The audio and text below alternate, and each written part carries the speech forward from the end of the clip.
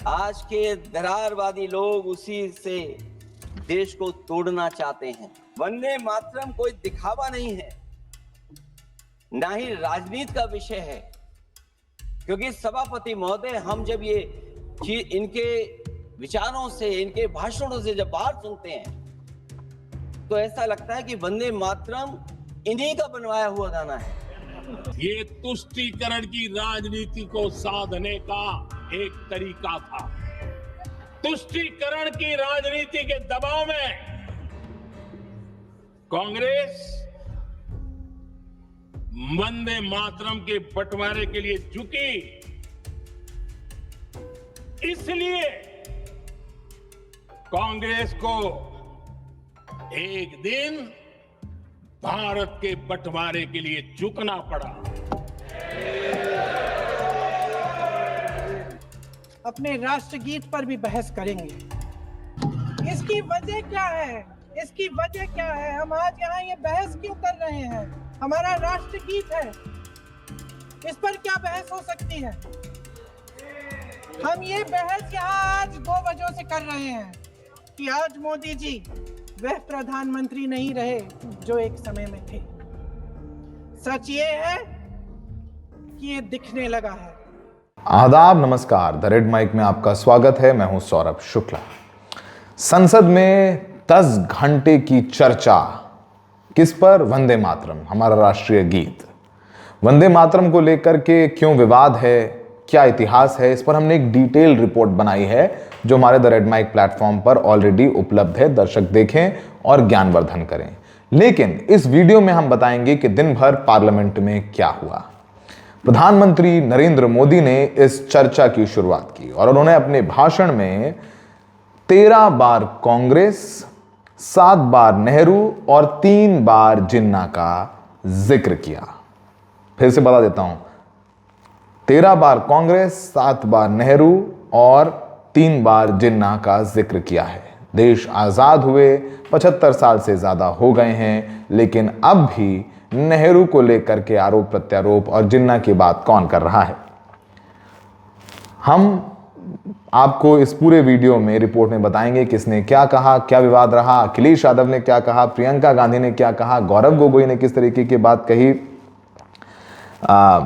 सबसे पहले शुरुआत तो प्रधानमंत्री मोदी ने की। उन्होंने 150 साल पूरे हुए वंदे मातरम के। बंकिम चंद्र चटर्जी ने वंदे मातरम गीत लिखा था। आपको बता दें कि वंदे मातरम गीत को लेकर के कुछ इस्लामी संगठन है जिनको लगता है कि ये इस्लाम विरोधी है, और इसमें जो इसके शुरुआत के 2 छंद हैं इसे ही स्वीकार किया गया। बाकी 4 छंदों को 1938 में कांग्रेस ने एक कमेटी बनाई थी जिसमें रविंद्रनाथ टैगोर, नेहरू, बोस ये सब थे। उसने कहा कि ये जो शुरुआत के 2 छंद हैं सबको स्वीकार है, क्योंकि बाकी के 4 छंदों में माँ दुर्गा, लक्ष्मी और सरस्वती के स्वरूप के तौर पर धरती माँ का वर्णन किया गया था। तो ये लगा कि भाई ये हो सकता है कि इस्लाम में ना स्वीकार किया जाता हो, क्योंकि मूर्ति पूजा और को लेकर के वहाँ पर अपनी एक धारणा है, अपनी एक नियम, कायदे, कानून है। अब प्रधानमंत्री मोदी कहते हैं कि नेहरू ने मुस्लिम लीग के दबाव में आकर के वंदे मातरम गीत को खंडित कर दिया। उसको लेकर के, मतलब जो 1938 में हुआ उसको लेकर के 2025 में चर्चा हो रही है, और अब तक दिल्ली में प्रदूषण पर चर्चा नहीं हुई है। हर दिल्ली एनसीआर में रहने वाला व्यक्ति हर रोज अपनी जिंदगी के 11-12 मिनट कम कर देता है। प्रधानमंत्री मोदी ने कहा कि कांग्रेस ने टुकड़े किए, जवाहरलाल नेहरू जिन्ना के सामने झुके, वंदे मातरम आज़ादी के समय से प्रेरणा का स्रोत था, तो फिर उसके साथ पिछले दशक में अन्याय क्यों किया गया? ये बात प्रधानमंत्री मोदी ने कही। तो गौरव गोगोई ने कहा कि पीएम के भाषण के 2 मकसद थे। पहला ये कि उनकी बातों से लगा कि उनके राजनीतिक पूर्वज खुद ब्रिटिश के खिलाफ लड़े थे। दूसरा ये कि एक चर्चा को राजनीतिक रंग देने का।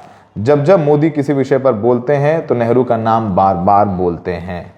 गोगोई ने कहा कि 50 बार कांग्रेस और 14 बार नेहरू का नाम ले लेते हैं, लेकिन पीएम कितनी भी कोशिश कर लें नेहरू के योगदान पर एक भी काला दाग नहीं लगा पाएंगे। पीएम के भाषण में इतिहास को फिर से लिखने की मंशा है। और आपको बताएं, इस पर बड़ा दिलचस्प रहा कि अखिलेश यादव जो समाजवादी पार्टी के राष्ट्रीय अध्यक्ष हैं, उन्होंने भी अपनी बात कही। उन्होंने बीजेपी को दरारवादी पार्टी करार दिया। उन्होंने कहा कि ये राष्ट्रवादी लोग नहीं हैं, ये राष्ट्र विरोधी लोग हैं। आज़ादी के समय जब लड़ाई हो रही थी, जो लोग अंग्रेज़ों से लड़ रहे थे, उस समय किसके पूर्वज मुखबरी कर रहे थे, किसके पूर्वज जासूसी कर रहे थे, उन्होंने तमाम शगुफे छोड़े।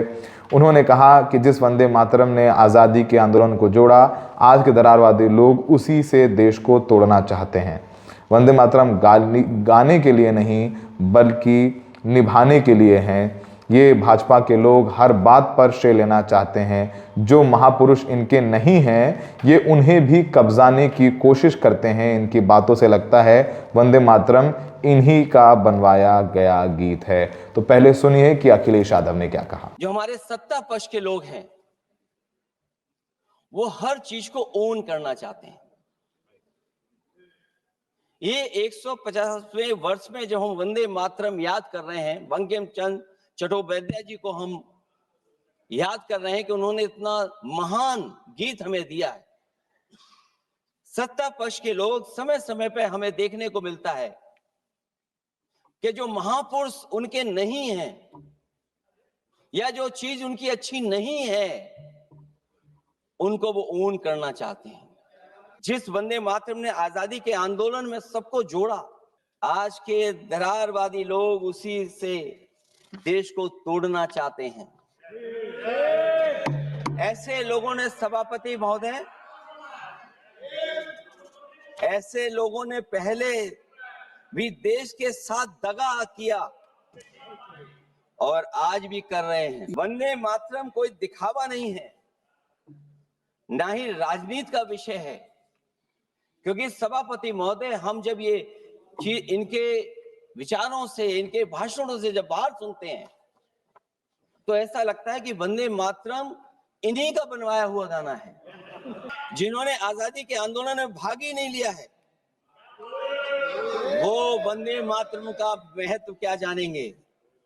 सच तो ये है कि सरफरोश लोग वंदे मातरम दिल से बोलते थे।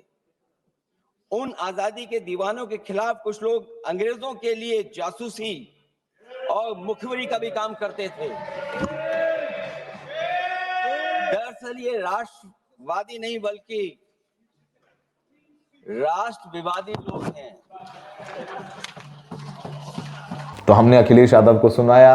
अब किन बातों को लेकर के विरोध है? प्रधानमंत्री मोदी जिस तरीके से कांग्रेस को बता रहे हैं कि मुस्लिम लीग, क्योंकि 1937 में मोहम्मद अली जिन्ना ने कहा था कि जो वंदे मातरम गीत है वो इस्लाम के नियमों के खिलाफ है, इसमें मूर्ति पूजा, देवी पूजन की बात है, जिसे स्वीकार नहीं किया जा सकता।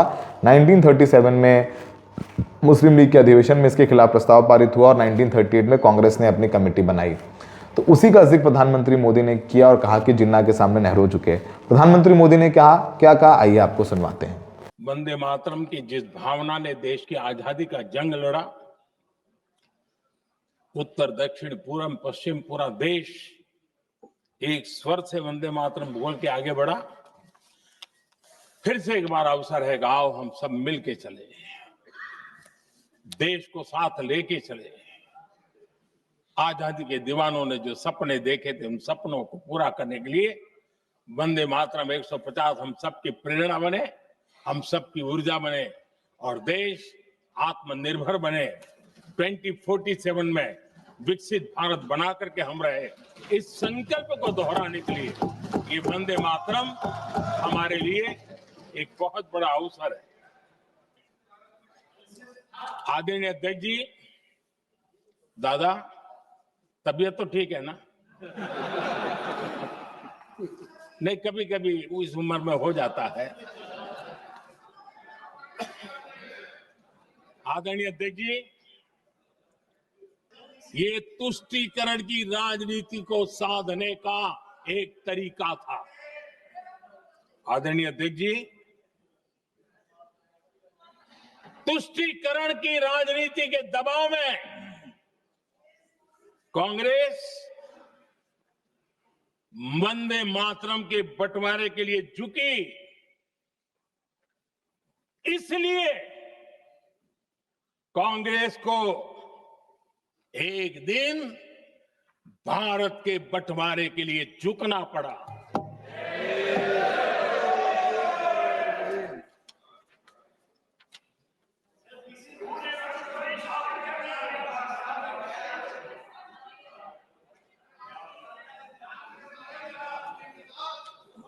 मुझे लगता है कांग्रेस ने आउटसोर्स कर दिया है।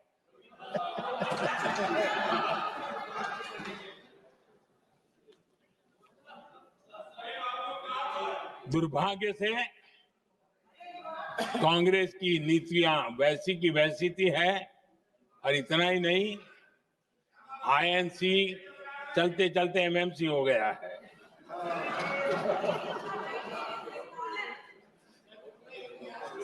आज भी तो प्रधानमंत्री मोदी ने क्या कहा, सुनाया कि वंदे मातरम के टुकड़े किए, जिन्ना के सामने नेहरू झुके। 60 मिनट तक प्रधानमंत्री मोदी बोलते रहे।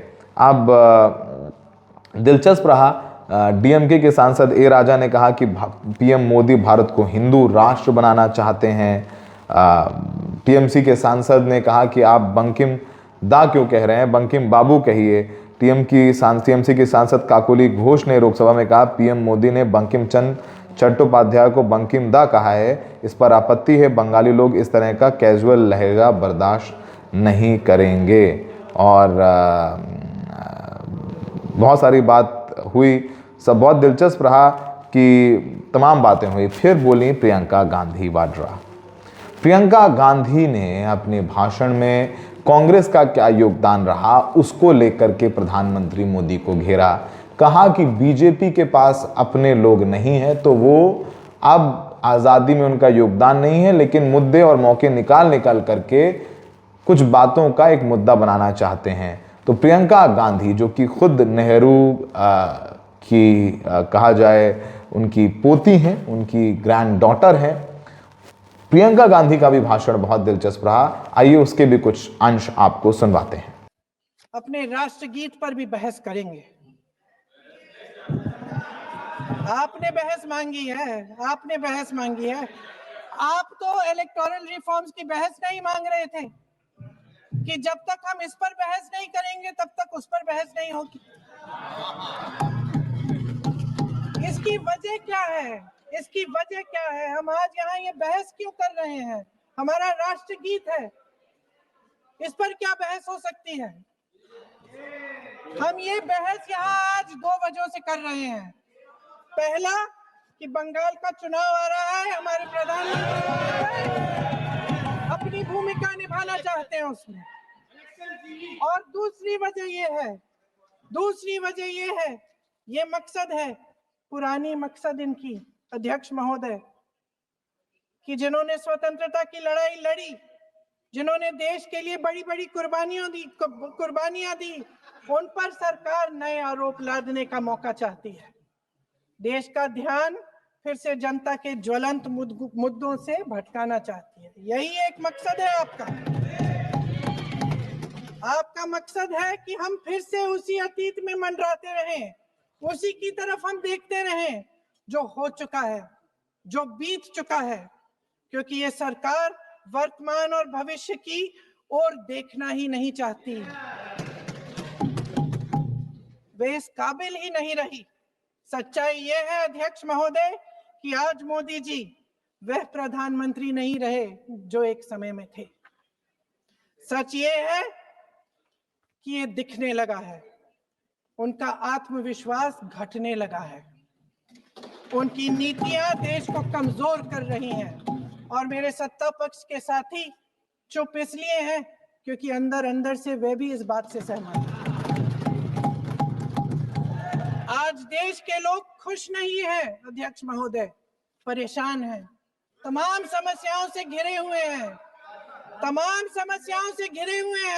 और उन समस्याओं का हल आप निकाल नहीं रहे हैं। हमने आपको प्रियंका गांधी का भाषण सुनवाया, हमने अखिलेश यादव को सुनवाया, हमने पीएम मोदी के बारे में क्या कहा, लेकिन हम चाहते हैं कि आप एक लंबा भाषण सुने। जो बहुत दिलचस्प भाषण था वो था अखिलेश यादव का। अखिलेश यादव ने अपने तमाम बयानों में क्या कहा वो भी आपको सुनवाते हैं। और ये 10 घंटे की जो चर्चा है वो चलती रही, आरोप प्रत्यारोप का दौर चलता रहा, माहौल बनता रहा, खराब होता रहा, लेकिन अंत में सवाल ये है कि वंदे मातरम राष्ट्रीय गीत है, सब उसका सम्मान करते हैं। लेकिन गांधी जी ने कहा कि वंदे मातरम हिंदुओं के लिए वैसा ही जैसे मुसलमानों के लिए अल्लाहू अकबर, लेकिन जैसे किसी हिंदू पर अल्लाहू अकबर कहने के लिए उसको मजबूर नहीं किया जा सकता, वैसे किसी मुसलमान को। पर मुझे नहीं लगता किसी मुसलमान को दिक्कत भी है कि किसी एक गीत को गाने से इस्लाम खतरे में नहीं पड़ता है, लेकिन सम्मान बहुत ज़रूरी है। मोहब्बत से चीज़ें कराई जाएं, ज़बरदस्ती से नहीं, देशभक्ति का सर्टिफिकेट नहीं बांटा जाए, ये सब सारी बातें ज़रूरी हैं। जाते जाते अखिलेश यादव के कुछ भाषण का अंश है, उनके साथ आपको छोड़े जाते हैं। सभापति महोदय, जो हमारे सत्ता पक्ष के लोग हैं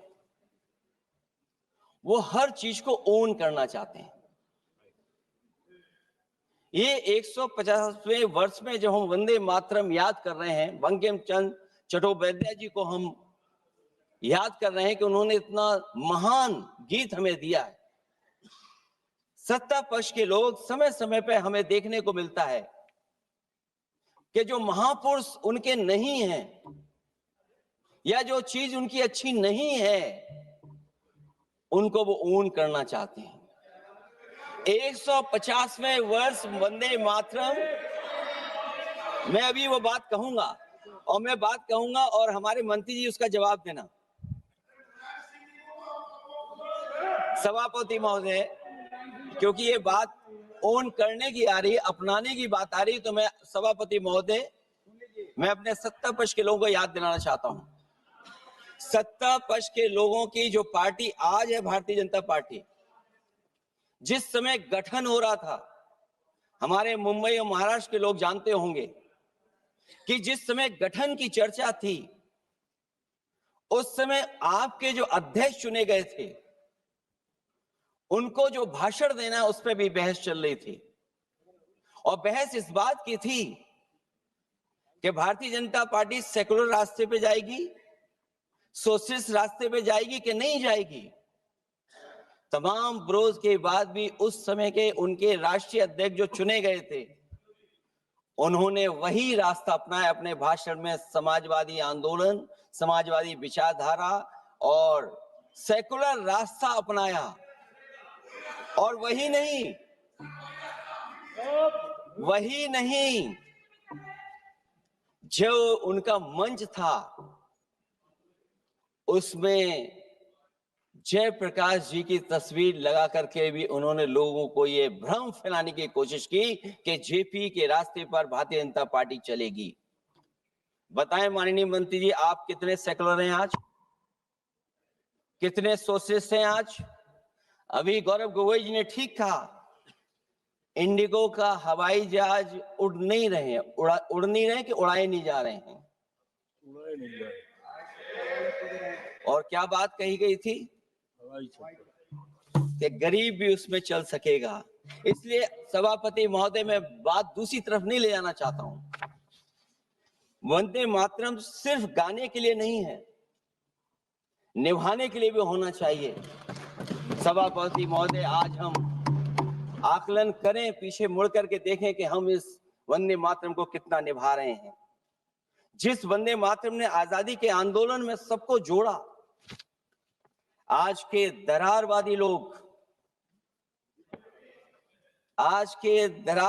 लोग उसी से देश को तोड़ना चाहते हैं। ऐसे लोगों ने, सभापति महोदय,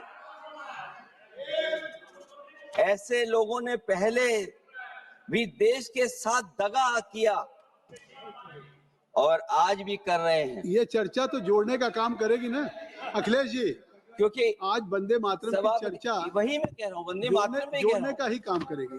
वंदे मातरम कोई दिखावा नहीं है, ना ही राजनीति का विषय है। क्योंकि सभापति महोदय, हम जब ये चीज इनके विचारों से, इनके भाषणों से जब बाहर सुनते हैं तो ऐसा लगता है कि वंदे मातरम इन्हीं का बनवाया हुआ गाना है।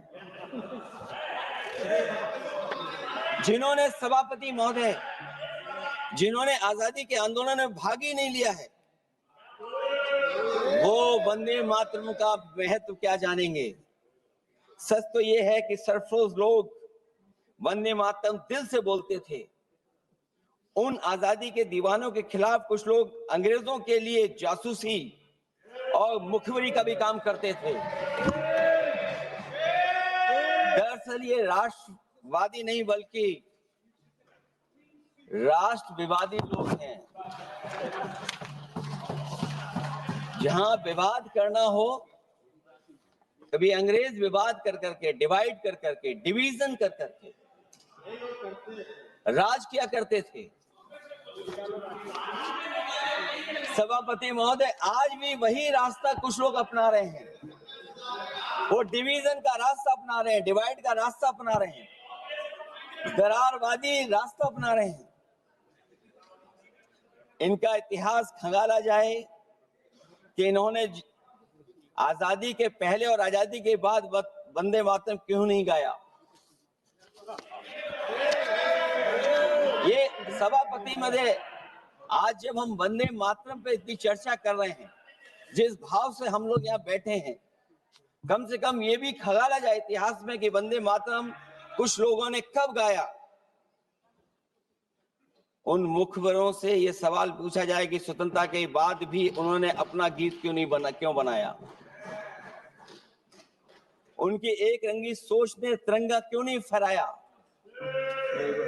वंदे मातरम सियासत के झूठे राष्ट्रवादियों के लिए नहीं है। गलत लोगों की गलत मंशा पूरा देश समझता है और केवल यही नहीं ओन करते हैं। कभी कभी भारत माता का जो चित्र है, जो पेंटिंग कभी बंगाल के महान लोगों ने बनाई थी,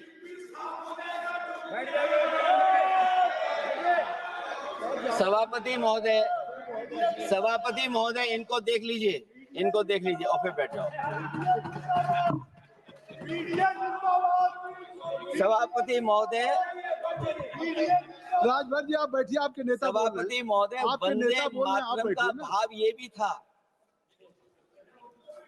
कि कम्युनल पॉलिटिक्स नहीं चलेगी और कम से कम हमारे उत्तर प्रदेश के साथियों ने कम्युनल पॉलिटिक्स को अंत किया है वहां पर जहां से कभी इन्होंने शुरू की थी। और सभापति महोदय, वंदे मातरम एक भाव के रूप में हमारे अंदर बसा है। चाहे उसके शब्द ना याद हो, चाहे अर्थ ना मालूम हो, चाहे पूरा याद ना हो, उस सच्चे भारतीय के अंदर देश प्रेम की भावना जगाने के लिए इसके दो शब्द ही काफी हैं। जो सच में देश की एकता और अखंडता चाहते हैं, जो भाईचारे को बुनियाद मानते हैं, उनके लिए दो शब्द भी पर्याप्त हैं जो इस वंदे मातरम से हमें मिलते हैं।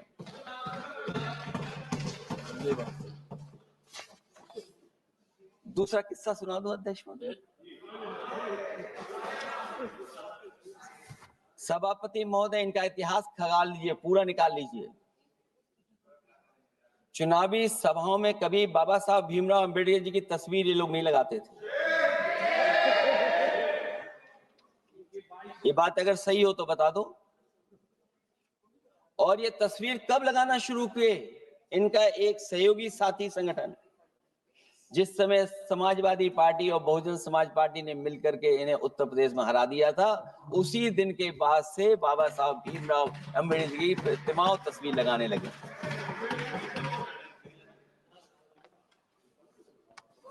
इसलिए सभापति महोदय,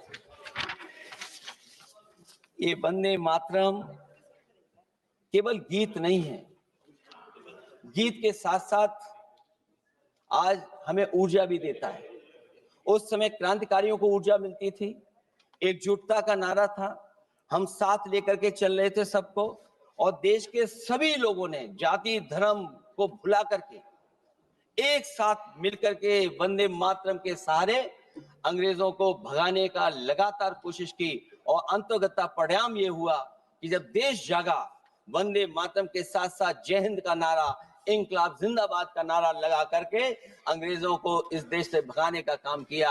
आज सभापति महोदय, जब हम चर्चा कर रहे हैं, हम कैसा देश बनाना चाहते थे और किस दिशा में हम लोग देश को ले जा रहे हैं। सभापति महोदय, मुझे अच्छा लगा कि प्रधानमंत्री जी ने वो बात याद दिलाई कि अंग्रेजों के जमाने में अगर बच्चे भी वंदे मातरम गाते थे तो उन्हें देशद्रोही के कानून से जेल भेज दिया जाता था। आज जब हम आजाद हो गए हैं तो आज देखिए उत्तर प्रदेश में क्या हो रहा है कि जो प्राइमरी स्कूल है वो बंद किए जा रहे हैं। 26,000 से ज्यादा स्कूल बंद हो गए। और जब बच्चों को पढ़ाने के लिए हम लोगों ने जिम्मेदारी उठाई, पीढ़ी के समाज के लोगों ने जागरूक होकर के पढ़ाने की कोशिश की, तो कभी अंग्रेजों ने मुकदमा लगाया था बच्चों पर देशद्रोह का। आजादी के बाद भारतीय जनता पार्टी की सरकार ने वहां पर मुकदमे उन पे लगाए जो पढ़ने गए और जो पढ़ाने गए। तो इसलिए वंदे मातरम का भाव जो था उसी भाव से जुड़ करके हम सब मिल करके इस देश को और मजबूत करें। यही हमारी भावना है, यही हमारी सदस्यों की भावना है। जब हम 150वें वर्ष में याद कर रहे हैं तो वहीं हम ये याद करें कि जिस भावना से वंदे मातरम को हम लोगों ने देश के सामने गा गा करके अंग्रेजों को भगा दिया, ये देश कैसे मजबूत हो, एकजुट कैसे हो, बिना भेदभाव के और संविधान से कैसे चलें, क्योंकि ये संविधान से ही मिला हुआ हमें गीत है। इसलिए इस गीत के माध्यम से हम किसी पर टिप्पणी और किसी पर थोपने की कोशिश न करें और न किसी पे दबाव बनाने की कोशिश करें। आपका सभापति जी का बहुत बहुत धन्यवाद।